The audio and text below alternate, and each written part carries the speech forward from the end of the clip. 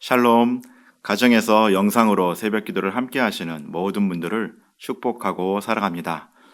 사도신경으로 신앙 고백하심으로 새벽 기도 함께 시작하겠습니다. 나는 전능하신 아버지 하나님, 천지의 창조주를 믿습니다. 나는 그의 유일하신 아들, 우리 주 예수 그리스도를 믿습니다. 그는 성령으로 잉태되어 동정녀 마리아에게서 나시고 본디오 빌라도에게 고난을 받아 십자가에 못 박혀 죽으시고 장사된 지 사흘 만에 죽은 자 가운데서 다시 살아나셨으며 하늘에 오르시어 전능하신 아버지 하나님 우편에 앉아 계시다가 거기로부터 살아있는 자와 죽은 자를 심판하러 오십니다. 나는 성령을 믿으며 거룩한 공교회와 성도의 교제와 죄를 용서받는 것과 몸의 부활과 영생을 믿습니다. 아멘. 다 같이 280장 함께 찬송하시겠습니다. 280장 찬송하시겠습니다.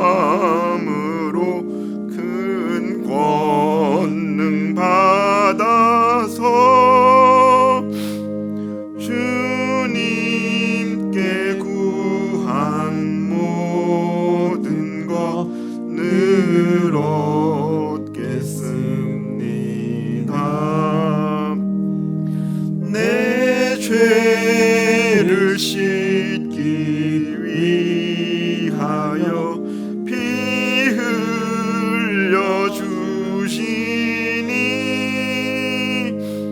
곧 회개하는 마음으로 주 앞에 옵니다.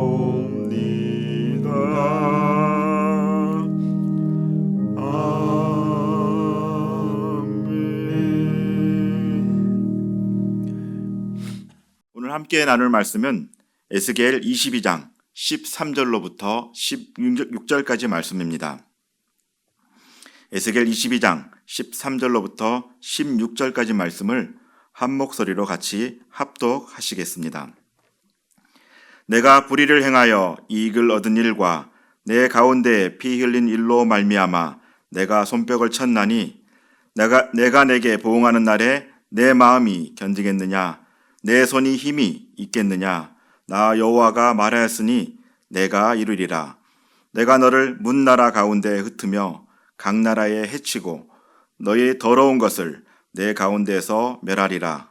내가 자신 때문에 나라들의 목전에서 수치를 당하리니 내가 여호와인 줄 알리라 하셨다 하라. 아멘. 오늘 무너진 십자가라는 제목으로 여러분과 함께 말씀을 나누려고 합니다. 에스겔 22장 말씀을 통하여서 예루살렘의 범죄와 하나님의 심판, 그리고 이 말씀을 통하여서 우리에게 어떤 말씀을 주시는지 하나님의 음성을 함께 듣는 시간이 되기를 원합니다. 성경을 보면 참 많은 선지자들이 등장을 합니다. 문서가 없는 엘리야나 또 엘리사, 나단에서부터 시작해서 이사야부터 또 말라기까지 문서가 있는 여러 이런 선지자들이 등장하는데요. 왜 이렇게 많은 선지자들이 등장을 했을까요? 이것은 이스라엘 백성이 하나님 앞으로 다시 돌아오기를 바라는 하나님의 간절한 마음이 그 안에 담겨 있기 때문입니다. 그들이 다시 돌이켜서 하나님의 자녀가 되게 하기 위해서 이렇게 많은 선지자들을 보냈던 것이죠. 그런데 이스라엘은 돌이키지 않았고 오히려 그들을 죽이려 했고 그들을 핍박했으며 그들의 말을 듣지 않았던 것을 알 수가 있습니다. 오늘 말씀에 등장하는 에스겔도 유다의 심판을 계속해서 선포하고 있는데요. 이 목적은 심판이 아니라 회개에 있었습니다. 계속 선포함을 통하여서 이들이 돌이키길 바라는 그런 하나님의 마음이 있었다는 것이죠. 그럼에도 불구하고 그들이 돌이키기를 거부했고 그들이 맞이할 것은 이제는 심판밖에 없었습니다. 그들이 어떤 심판을 받았는지 오늘 말씀을 통해서 한 절씩 한 절씩 살펴보도록 하겠습니다. 15절 말씀입니다.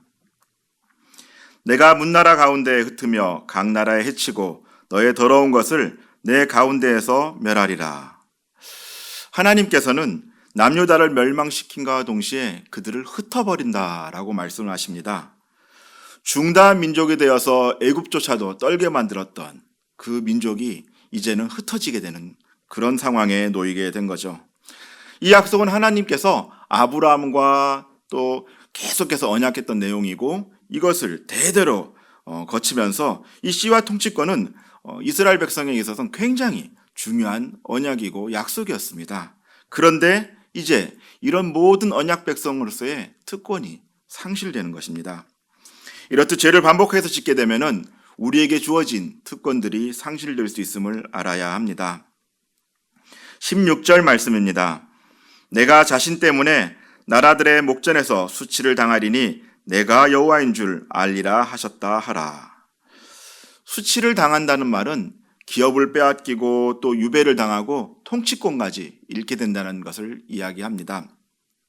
하나님께서 허락하신 이 유업인 땅, 젖과 꿀이 흐르는 이 가나안 땅을 잃는 것은 물론이고 그들이 이제 포로로 끌려가는 상황에 놓이게 됨을 알 수가 있는데요. 우리에게도 하나님께서 주신 많은 기업들이 있습니다. 여러 가지 허락된 하나님의 유업들이 있는데요. 이것들이 죄로 인해서 모두 뺏기고 또 상실될 수 있다는 것을 이야기하고 있습니다. 계속해서 18절 말씀 함께 해보겠습니다. 인자야 이스라엘 족속이 내게 찌꺼기가 되었나니 곧 풀무불 가운데 있는 노시나 주석이나 쇠나 나비며 은혜의 찌꺼기로다. 하나님 앞에서 더 이상 쓸모없게 된 이 유다 민족을 찌꺼기라고 표현을 하는 것을 봅니다. 완전하게 버림을 받았다는 것이죠. 축복을 받고 선민으로서 모든 특권들을 누리는 이 유다 민족이 이젠 찌꺼기로 전락을 하게 된 것입니다. 또한 여기 등장하는 많은 금속들을 좀 눈여겨볼 필요성이 있는데요. 성경 주석가 메투엘리는 이 금속들을 통하여서 유다 백성들이 진정으로 어떤 상황에 놓여 있는지를 이야기하고 있습니다. 예를 들면 놋은 죄를 짓고도 부끄러워할 줄 모르는 그런 철면피함을 나타내는 것이고요. 또 주석은 겉만 번지를 하고 또 속은 내용이 없는 외식과 위선된 그들을 표현하고 있습니다. 쇠는 주로 무기를 만들 때 사용을 하죠. 그러다 보니까 이 쇠는 동족에 대한 잔인함을 상징하고 있고 납은 죄에 대한 둔감함 또 어리석어서 범죄하기 쉬운 이런 것을 뜻하고 있습니다. 한마디로 얘기해서 유다가 총체적인 난국에 빠져 있다는 것을 이야기하고 있는 것이죠. 지금까지 우리가 하나님 도구로 사용되어지고 하나님의 대행자로서 여러 가지 일들을 감당하고 있는데요. 죄를 자꾸만 짓게 되면은 이제 구속사에서 우리가 더 이상 쓰임을 받지 않게 된다라는 하나님의 경고 메시지인 것입니다. 마치 앞서 말씀드렸던 암몬과도 같이 흔적도 없이 사라지게 될 수 있음을 기억해야 합니다. 그렇다면 이들이 이렇게 무너진 것은 어떤 죄 때문일까요? 큰 테두리에서 원인을 살펴보면 두 가지를 말씀드릴 수가 있습니다. 4절 말씀입니다. 내가 흘린 피로 말미암아 죄가 있고 내가 만든 우상으로 말미암아 스스로 더럽혔으니 내 날이 가까웠고 내 연한이 찼도다. 그러므로 내가 너로 이방의 능욕을 받으며 만국의 조롱거리가 되게 하였노라. 아멘. 첫 번째로 하나님에 대한 사랑이 무너졌습니다. 가장 근본적인 내용이죠. 그들의 우상 숭배는 정말 극에 달했던 것을 알 수가 있습니다. 심지어는 하나님의 성전 안에다가 우상을 갖다 놓고 섬기는 이런 만행까지 저질렀던 것이죠. 하나님을 멸시하고 하나님을 안하무인했던 그들을 볼 수가 있는데요.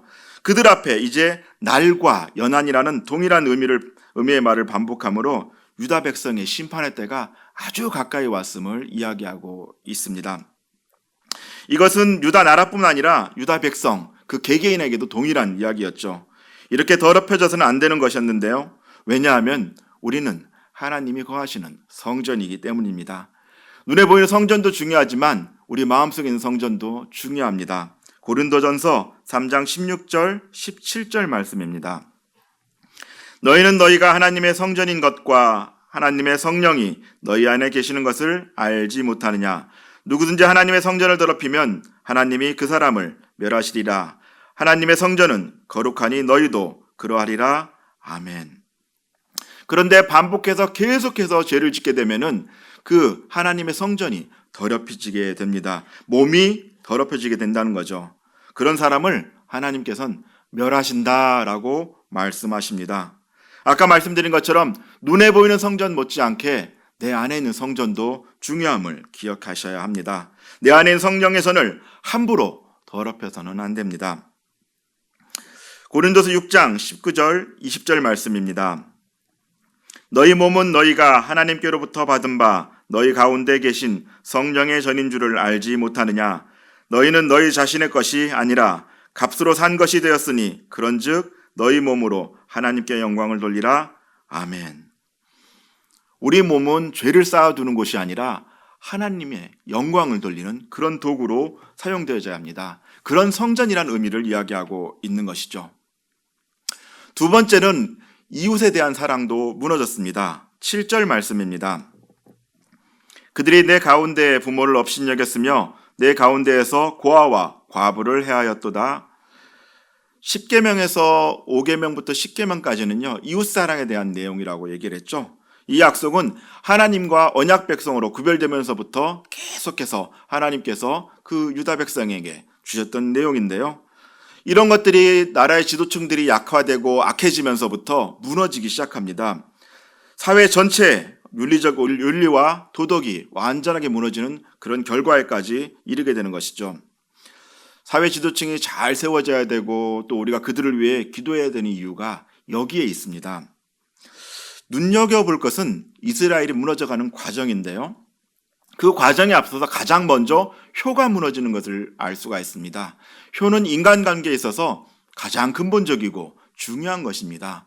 효가 무너지기 시작하니 이제 모든 인간관계, 도덕적인 것, 윤리적인 것들이 함께 무너지는 것을 알 수가 있습니다.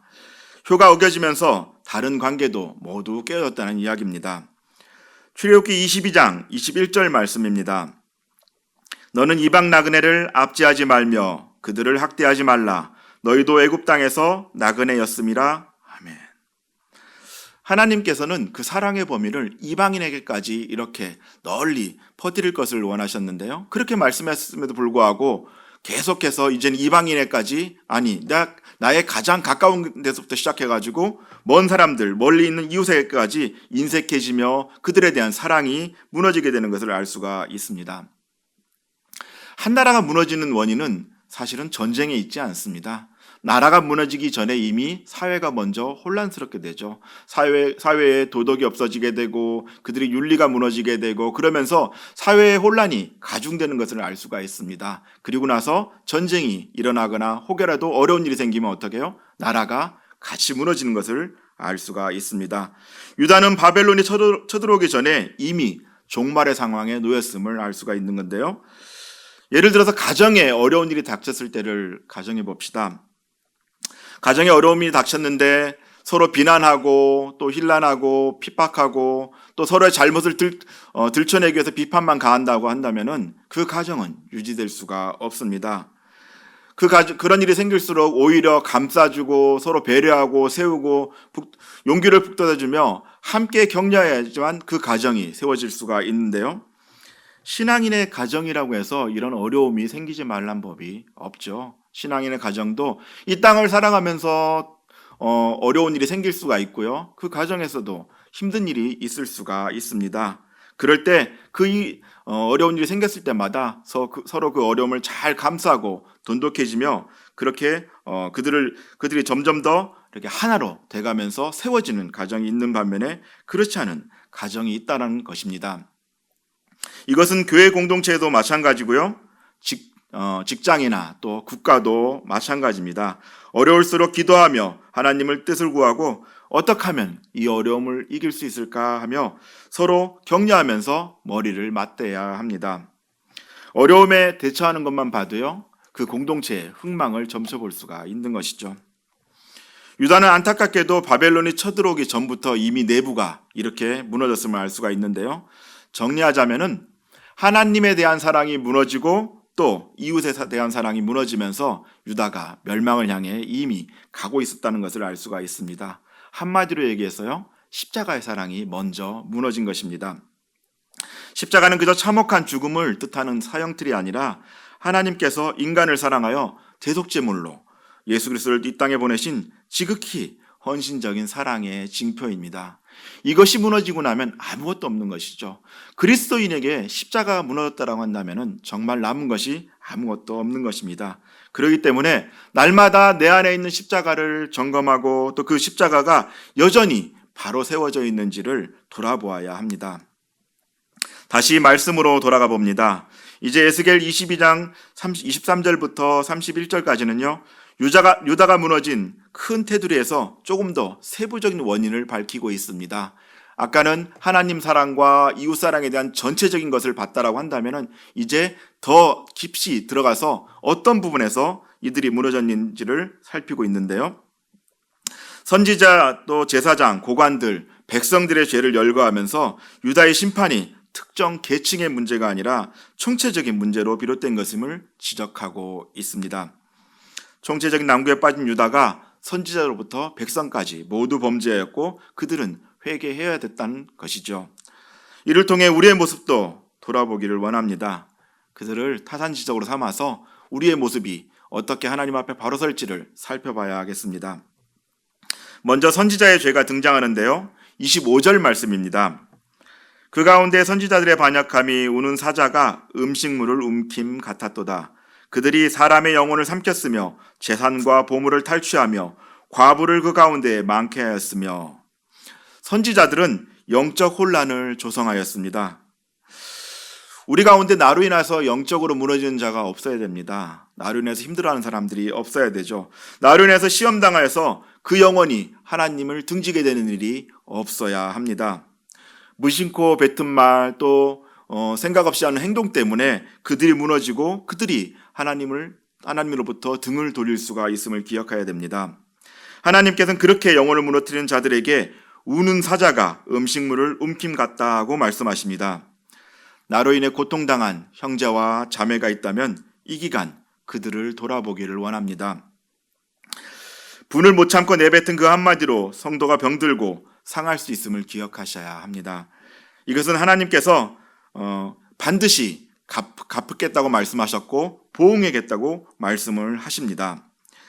하나님에 대한 반역행위고 이것은 결국은 하나님 나라를 대적하는 행위임을 기억하셔야 합니다. 26절 말씀입니다. 그 제사장들은 내 율법을 범하였으며 나의 성물을 더럽혔으며 거룩함과 속된 것을 구별하지 아니하였으며 부정함과 정한 것을 사람이 구별하지 아니하였으며 그의 눈을 가리어 나의 안식일을 보지 아니하였으므로 내가 그들 가운데서 더럽힘을 받았느니라. 아멘. 제사장은 편의대로 하나님의 말씀을 훼손하고 율법을 거역하였습니다. 제사장이 무너지면 희망이 없어집니다. 그래서 하나님께서는 특별히 제사장을 더욱 구별했고 또 그들에게 구별됨을 요구하셨습니다. 그리고 신약시대에는 왕 같은 제사장으로 살아야 될 우리에게도 동일하게 말씀을 하십니다. 그렇기 때문에 무슨 일이든지 내 뜻대로, 내 마음대로 내가 하고 싶으면 하고 내가 하기 싫으면 하지 않는 이런 행동을 하지 말아야 되는 것이죠. 그것에 하나님의 뜻이 있는지, 하나님이 무엇을 요구하는지를 먼저 살펴봐야 된다는 이야기입니다.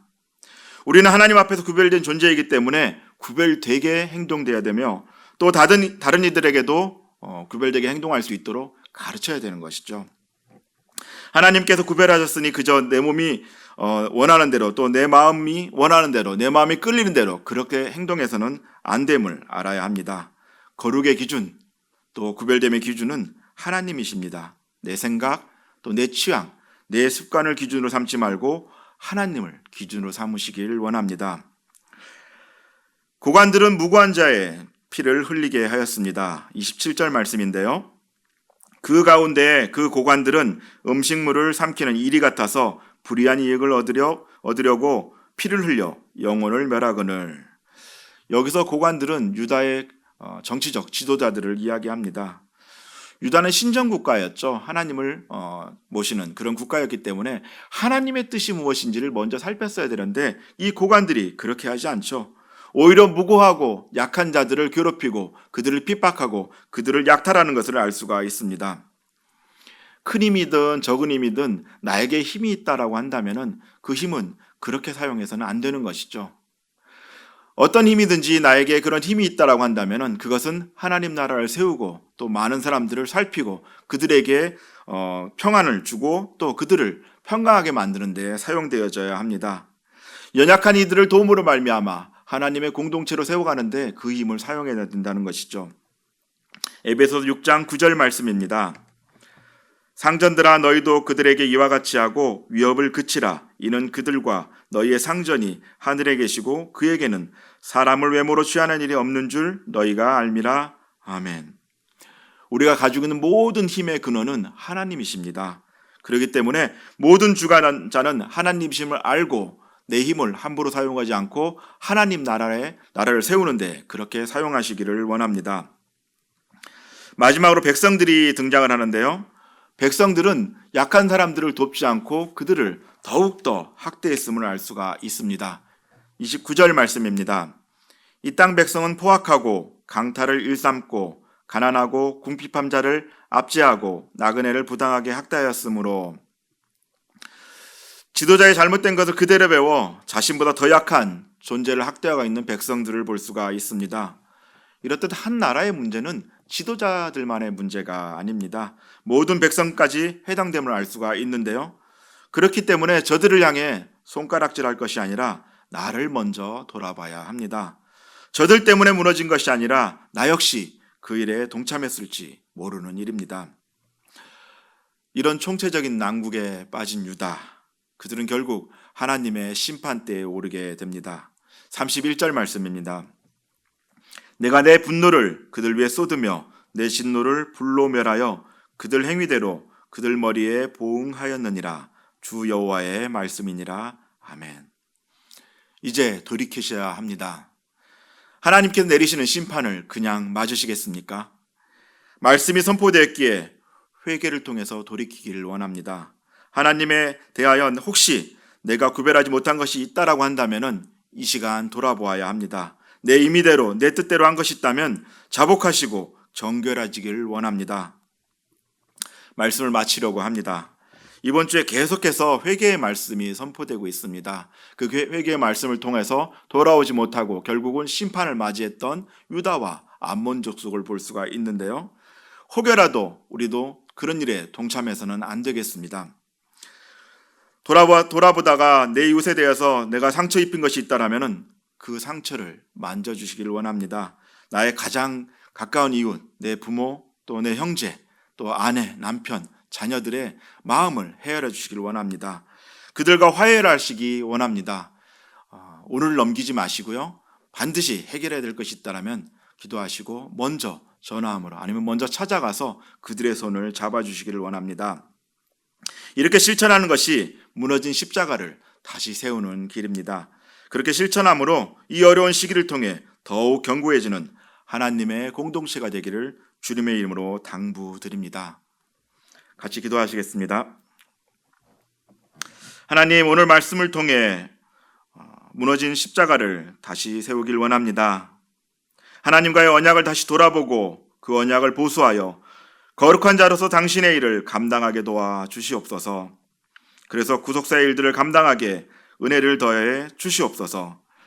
또한 내 부모, 형제, 아내와 남편, 자녀들을 돌아보게 하시어 가정이 평안하게 하시며 예수님이 주인 되는 가정으로 세워 주시옵소서. 우리가 회개함으로 지금까지의 모습을 돌아보게 하시고 온전한 하나님의 자녀로 다시 회복되는 역사가 있게 은혜를 더하여 주시옵소서. 감사드리며 존귀하신 예수 그리스도의 이름으로 기도합니다. 아멘. 오늘 말씀을 놓고 함께 기도하기를 원합니다. 우리가 우리 안에 무너진 십자가를 다시 세우는 마음으로 우리에게 하나님에 대한 사랑, 또 이웃에 대한 사랑을 다시 회복하게 할 수 있게 해달라고 기도해 주시고요. 계속해서 코로나 바이러스로 인해서 어려움 받는 사람들을 도와달라고, 그리고 또 예배의 재개를 위해서 우리 주님 이름 한번 크게 부르짖고 기도하며 나가겠습니다. 주여, 아버지 하나님 감사를 드립니다.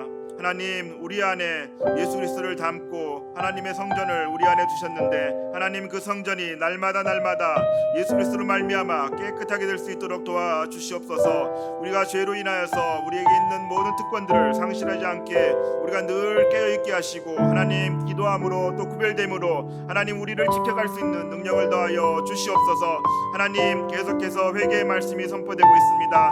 혹여라도 내 이웃에 대하여 하나님 상처 입힌 것이 있습니까? 먼저 찾아가서 그들 손을 내밀 수 있는 마음을 허락하여 주시옵고, 아버지 하나님 그들을 용서하고 또한 그들을 품을 수 있는 마음을 더하여 주시옵소서. 내 부모에게 잘못한 것이 있다라고 한다면 하나님 이 시간 회개합니다. 아버지 하나님 부모의 마음을 만져주시옵고, 하나님 부모에게 용서를 구하는 자리가 있게 하시며, 아버지 하나님 다시 한번 부모와 자녀의 관계가 또한 회복되는 자리가 될 수 있도록 도와주시옵소서. 내 아내, 내 남편을 위해 기도드립니다. 하나님, 연약한 자가 또한 가정을 이루어 살아가는 것이 정말 쉽지 않은 일인데, 아버지 하나님 은혜로 그들을 섬겨가길 원합니다. 하나님 그들을 품게 하여 주시옵고, 그들에게 상처를 주었다라면 하나님 오늘 넘기지 않고 화해의 손을 내밀 수 있는 아버지 하나님 그런 시간이 될 수 있도록 도와주시옵소서. 하나님께서 기업으로 허락하신 자녀들을 하나님 품기를 원합니다. 오 주라메 카라마스레라는 아버지 하나님 은혜를 더하여 주시옵고, 그 자녀를 품으로만 말미암아 아버지 하나님 가정이 하나님 안에서 하나 되는 그런 가정이 될 수 있도록 도와주시옵소서. 오 주여 도와주시옵소서.